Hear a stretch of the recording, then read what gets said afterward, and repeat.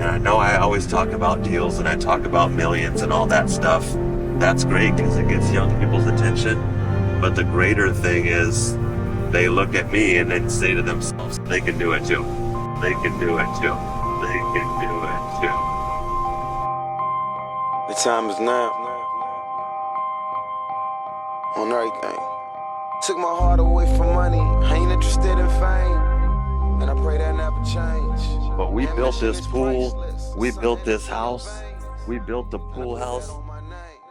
I wasn't even a painter. I just painted with my dad a little bit, so I learned kind of how to paint. And I had some weed hustle money, and I wanted to be legit. So I decided to start a paint business. When I was growing up here, I didn't like it. I was a complainer.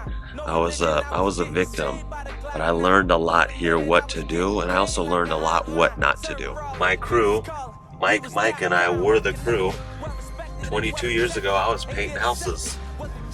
And then after painting a few, I figured out that I want to bid the job, get new jobs. So I lived over here about 25 years ago. And I'm going to walk you through today a lot of the places that I lived and a lot of the things that I've gone through over here. But I actually created a really big business where we had upwards of 25 or 30 guys working. And I would remodel houses, fix up houses for many, many, many years. In fact, 12 years.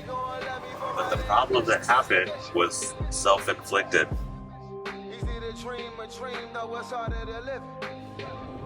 I never got my own contractor license. I used my dad's contractor license. At first it was okay, and then I got really, really big, and he told me to stop, continuously told me to stop and not use his license, and I continued to use the license. I ended up getting in trouble with the state of California, having to pay a big fine, and was told that I could no longer contract. And I was really, really good at it. I got lots of jobs. We did millions and millions of dollars worth of beautiful work. Some work is in magazines and beautiful top of the line work. But I never had my license. So I was in the wrong. And eventually I had to accept that. But I'm gonna walk you through some of the apartments that I grew up in here. So half a mile up here, I'm gonna show you guys. I was born in New York City, and at 9 years old, my father went to prison. He went to prison when I was 9, so my mom loaded up my sister and I, drove us across country in a $1,500 broken down car with a little U-Haul thing behind it. My dad went to jail for selling drugs and whatever he was doing. Her and my sister and I moved, and we moved into this apartment complex up here. This was in 1984. And we lived with another lady and Mike, who's my best friend now. Mike and I and his sister, so 6 people. 6 of us. I know a lot of people live in a lot of apartments, but this is where I came from. When we drove across country, we pulled into this apartment complex, Sunridge Apartments. In 1983, I moved into this apartment. I lived here for a year, and it was a new life for me from California, from New York. I don't have too many memories but from there, but so I lived over here in this fourplex back here at the end of the apartment complex, number 25, bottom left. We played football, soccer, basketball, and then we'd jump the fences and go to other properties and jump in the swimming pool because this one would be down and we'd want to swim, so we'd jump in. And so the same people I'm running out of my apartment complexes now were running me out back then. See how that goes all the way around? I should have people jumping in and swimming in my apartment complex pools now. But jump out. I'll check this out real quick. Never in a million years when I was living here could I think that I could do what I'm doing now. Let me be the example for the 9, 19, or 29-year-old. If I can do this, so can you. I came from this apartment. I lived here for a year with another family. No problem, no big deal. Learn from it. But this is where I came from, man. So wherever you are right now, if I can come from here and do this, man, I already know what you can do, and so do you. What they're doing. And they got that same old pool looking good now. It wasn't looking good when we were kids. We had to jump the neighbor's fence and get in their pool. They get that pool looking good, now they're getting more rent. We were probably paying $600, $500 back then for rent. Guaranteed these are $1,500, $1,600. Don't hate on them. Get one yourself and do it too. If you're mad that they're getting $1,500, you're not mad at them for getting the 15. You're mad at yourself for not doing it yet. Real talk. All real talk today, man.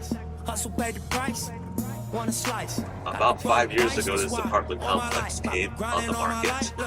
And I didn't get it, but I'm happy to say that I was able to write an offer on it. So even though I didn't get it, the feeling of the little kid not supposed to make it, the little kid that everybody counted out and still count out today, wrote an offer on it. They looked at my offer, they accepted someone else. But my message is all the kids that are in these apartments right now, they can do the same thing. My message is always, always, always, if I can do it, so can you. And if you're not doing it, it's because your hustle's not good enough or hard enough yet. So if you're not doing it, look in the mirror. If you are doing it, look in the mirror and keep doing it. How embarrassing. My mom had to come get us out of trouble. And yeah, it wasn't about are you having sex or not, it was about don't be stealing. We used to get in so many fights at this apartment complex. Now I'd love to buy that apartment complex. That thing's probably 100 units at $250 a door. That's probably $25 or $30 million now. When we were kids running up and down these streets, breaking beer bottles, getting drunk, fighting with people, I was not looking at the right thing. Now I'm looking at the deals. Now I'm looking at value. Now I'm looking at helping people. But back in the day, I was just looking for trouble, going up and down these 2 or 3 miles of these streets right here. But that gym right there, California Family Fit, we'd always hoop. That was the hoop spot. So the one thing in between the trouble, I always had hoops. And I still play almost every day. And I love it. Some days I'm at the end of the day of hooping and I'm like, man, I still got it. Other days I'm thinking, man, I need to do something else, maybe take golf hoop or something like that, you know, but the better days are yet to come. But when I went bankrupt and lost everything, I had to buy a $2,800 shitty Volvo with no AC. I bought it from there. I went with my tail between my legs. Look, Silver Star looks like Mercedes. I bought a $2,800 Volvo from there. From there. And drove it for 3 or 4 years and it's the best that ever happened to me. It humbled the shit out of me. I needed it. I used to sell hella weed, but I was a smart weed dealer. I wouldn't keep too much at my house. So you know what I did? I kept it in this public storage, and I'd have the guys that work for me in their paint clothes go in and get paint buckets and bring them in and out. Oh, there's the painters. Yeah, we were painting some houses. No, this used to be called Johnny 53. This bar right here. Johnny was the owner. My brother, who passed away a year ago from an overdose in a property we owned, was the troublemaker of all troublemakers. Rest in peace, Jay. But Jay would fight, Jay would start trouble, Jay would find trouble, Jay would get in high-speed chases, Jay would be a crazy motherfucker. One night, Jason punched out the owner of Johnny's 53. I came out from the storage unit, we were getting weed, and Johnny was laying on his back, out cold. My brother went up to the bar, grabbed another beer. The cops came, got in a high-speed chase, and it wasn't a big deal, because that happened like 42 times. So it was kind of the norm. But anyway, in between getting weed out of there, him knocking out the owner, this little 1 or 2 mile radius was our area of trouble. I should not be here right now, you guys. I should have been shot. I should have been in jail. I did get my ass kicked a bunch of fucking times. A bunch of times. And I deserve every one of them. Every one of you that whooped my ass, I deserved it. That used to be a Taco Bell there. We'd go up there with our weed money, be all drunk, be all high, and we'd buy a bunch of Taco Bell. A bunch of you guys are still doing that now, man. We shouldn't be doing that now. We learned from that, right? We should be doing that. So I was probably 17 or 18, and a guy that I met named Curtis Jefferson was my first mentor. And he would knock kids out at school. I looked up to him like nobody's business. Curtis has been in prison for 20 years, or 22 years now. He's serving a life sentence in prison. He was my first mentor. He'd roll up and down these streets, talk to girls, sell dope, have money. I wanted to have money, so I think that's why I really idolized him. He had a little street money, so I really looked up to him. Again, my dad was out working, hustling. My mom was at work, so I had to figure out what to do. And like a lot of kids, they look up to who's making the money. And I would see Curtis making money, and I'd want to do the same. Where I used to get in fights and trouble, and 6-7 years ago, we were trying to buy this property on the left. Had we have put that $7 million down that we borrowed from another property, they sold us for $48 million 3 months ago. Now it's called Skylark Place. That big ass property just sold for $48 million. We were gonna buy it for 22 with 7 down. That 7 would have turned into more than 30 million plus income along the way. The same place we'd rev the car up and down the street here just sold for 48 million. One time we were able to start putting weed shops in, and we'd have a bunch of weed shops in here, and I had a couple friends that would have the weed shops. The feds came in and said you couldn't do that. At this Jack in the Box, we got in a big ass fight, broke a windshield out, beat the fuck out of some guys that probably deserved it. We deserved it. We got in a big fight, got the heck out of here. The helicopter would be chasing us around. We'd always get away. Well, almost always, most of the time. That AMPM right there was hella problems. There used to be something called the El Dorado Saloon. It was like a bar, kind of a club type place behind there. You could get trouble there late night anytime you want, right there. Oh, I should probably take you by this. This is the first house I ever bought. There's so much that's happened up and down these streets over the years, I'm gonna miss what we're here for. This is the first house I ever bought. Many, many, many years ago, it was $130,000 for this. Didn't know what the heck I was doing, had no clue what I was doing.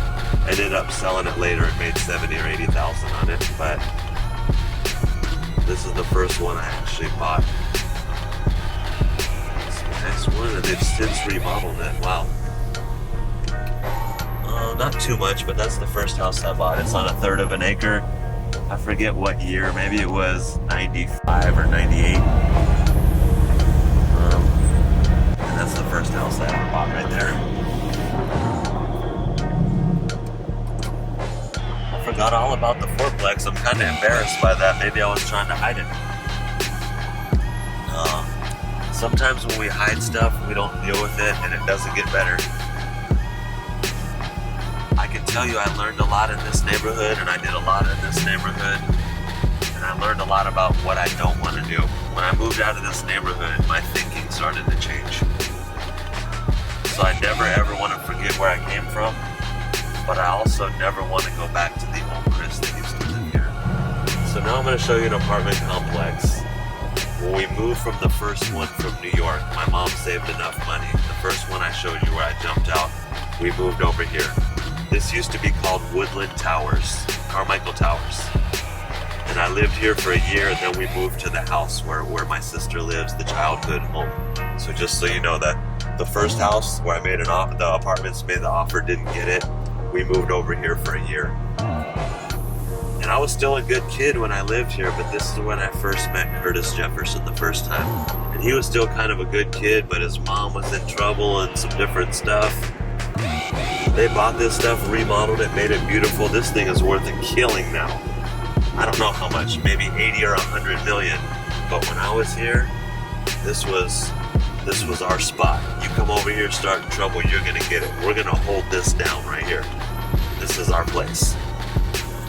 And our biggest accomplishment was we got on the gang map for the cops. We thought that was big. We thought we were badass. But I was trying to be somebody that I wasn't. I was trying to be somebody that, wasn't the real me. My dad wasn't around that much, even though he taught me how to hustle. I was looking for some kind of somebody to show me the right way. And when I didn't get much at home, I turned to Curtis. And had I followed him 100%, I'd be where he is now. So I hope he gets out. I hope they change the laws. And he taught me a lot how to get my hustle up. So my dad taught me how to hustle at first. Mark Patitucci taught me how to hustle the jobs. Curtis Jefferson taught me how to hustle the streets, how to hustle dope, how to hustle how I hustle today. Because what I do, I help people invest that are the suits. They have the suits and the fancy clothes, and I help them invest in good properties. Curtis would sell the dope and the weed to the more of the rich people, not the hood people. So going back, I gotta say I owe Curtis. I learned a lot from Curtis how to get the hood and the suits to work together. We can't be all suit and we can't be all hood. The real successful people in business and life, I think, are the two that can mesh them together. It's been able to help me, and I learned a lot of that from Curtis. Maybe not 20, maybe 15. Twin Gardens Apartments. Whoever owns this shitty piece of junk will never change it, will never do anything with it. I'm gonna be 80 years old trying to buy this. Some people won't sell. I'm gonna get this someday, though, watch. I'm gonna keep coming over here. Someday this guy's gonna sell it. Look how junky this is. He's not taking care of anything. This is Carmichael, man. So I say it's the hood where I grew up in. Carmichael is a valuable per door price. The river's close. The parkway, the bike trail is close. But look at this guy. You can look at the parking lot. Look at the trees. You want to know how to find a property you want to buy? There's a tree on there. That thing's been there 10 years, man. Ain't nobody fixing that. You know what that means? The owner's not paying attention. And I know that, and I told him that. He said, I don't care. He always says he's going to start fixing on it, and he never does. But everybody, there comes a time. When I get this, we're going to do a video on it. When I finally take this thing down, I'm going to be in a wheelchair, 85 years old. They'll be rolling me through here, still talking shit, still the property gangsta, even at 85, man. Still making deals. Buying this shit right here. Because this is valuable if you know how to get it and you know what to do with it. I always talk about not having a computer and education. What I have is the knowledge of how to buy this stuff, maybe not this one, but the properties like this, and turn them into what's across the street. You guys want to make $1 million real quick? Buy this property and make it look like the one across the street. Bang, done, get the rents up. Made $1 million, probably 2. You take Abbey Creek or Twin Gardens. I'll never, ever, ever buy Abbey Creek. I'll buy Twin Gardens and turn it into Abbey Creek, because that's where the money is. You can just buy Abbey Creek, but why would you want to? Why not buy Twin Gardens and turn it into Abbey Creek? This is actually these homes back in here. Even though this street, the 2 streets I took you on, all these apartments, back and forth, all that trouble. Now we come into this neighborhood. So it's kind of weird. We live in a nice neighborhood. There's multi-million-dollar houses back in here. In fact, the old governor's mansion's back here. I don't know if they still use it as that. But selling dope, selling weed, getting in fights, right behind it is a rural neighborhood. It's on a different video. From dropping out in 9th grade, going to juvenile hall, later in life getting 3 felonies, not being able to contract, bankruptcy, foreclosures, divorce, all these things I had to go through to get here today. So let me be the example. Let me give you the book of what not to do. I'll tell you what not to do so you know what to do. And again, I'm not doing this for followers. I'm not doing this for money. I've already made it. I'm good. I'm doing this to help a bunch of people. And I know a lot of people relate to my story because they tell me every day. So rather than just talk about doing stuff like this someday, I want to do it. And if this helps a couple people get out of a bad place or a tough place that they're in, it was worth it. But the last thing that I want to do today, we're going to go full circle back around to the U-Haul truck. Behind the place that Shay was born, that little 500 square foot house that I rented from my parents for $500 22 years ago. Behind there, I had my life savings at 25, 26 years old of $30,000. I saved up $30,000 in cash. But I was stupid. I was not a thinker yet. I was 25, 26. I had 30 grand. And I didn't know what to do with it. So the last thing I'm going to finish on today when we get up here is what I did with the 30 grand. Because I want to teach everybody that has 30 grand, 300 grand, 3 million, or 30 million what not to do with it. I'm going to show you what I did so you know what not to do. And if you have 30 grand right now and you guys know who I'm talking to, and it's in the Chase Bank, or if it's in the floorboard, hey, you know who I'm talking to with the floorboard, or if it's under your mattress, or if the 30 grand is somewhere other than in an investment that's making you money, you got to get the 30 grand out of there. One, the floorboard. Get it out of the floorboard, man. Let's put it to work. And I know because I did the wrong thing. I'm going to show you what I did with my 30 grand that I did not want to lose. Hey guys, thanks for coming today. This U-Haul truck that my dad used to own is where the hustle started. We would go to work in this truck, smoke some weed on the way, and talk. I either had to go to school or I had to go to work. Usually I went to work. This truck is still here 30 years later. I'm 48 years old, but when I was about 25 or 26, I saved 30 grand. And today, I wanted to show you what I did back then and what I would do now. So I'm gonna show you exactly what not to do with this 30 grand. Back in the day, we rented this house. I rented this house from my parents. Again, my parents own all these lots and houses right around here. I think there's 13 of them. I'll show you what I did with it. I was young, dumb, had no idea what to do. And this was my life savings at about 26 years old. I saved it in hustling in the weed game, and I amassed 30 grand. I took it right back here.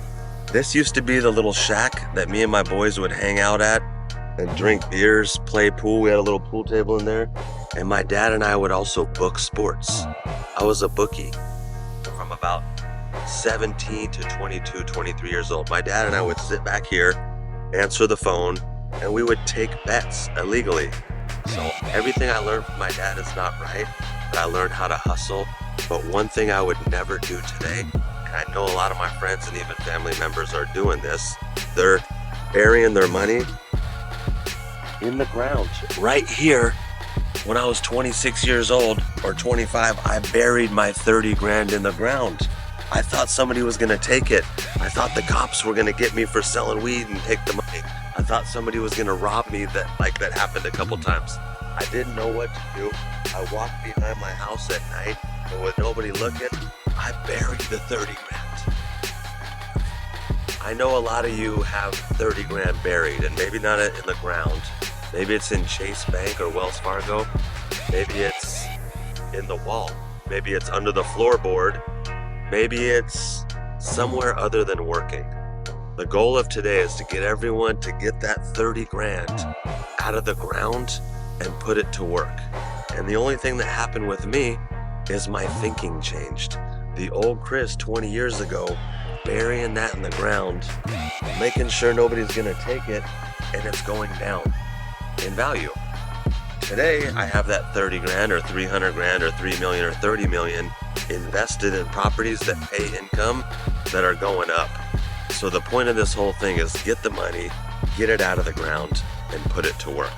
Thanks for coming today. Thanks for watching my story. I hope this is going to help some people, and I hope we had some laughs along the way. So thanks a lot, and have a good day. Much love.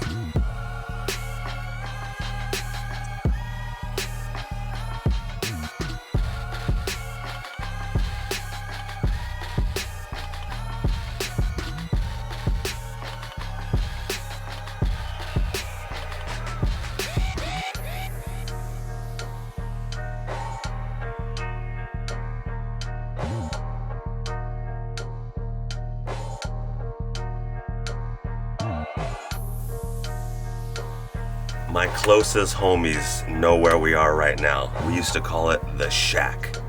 Go to work all day, come back, sell some weed, lived in the house up there. And I took this horse barn and our very minimal construction experience, and we built this thing. We hung out here, drank beer, smoked weed,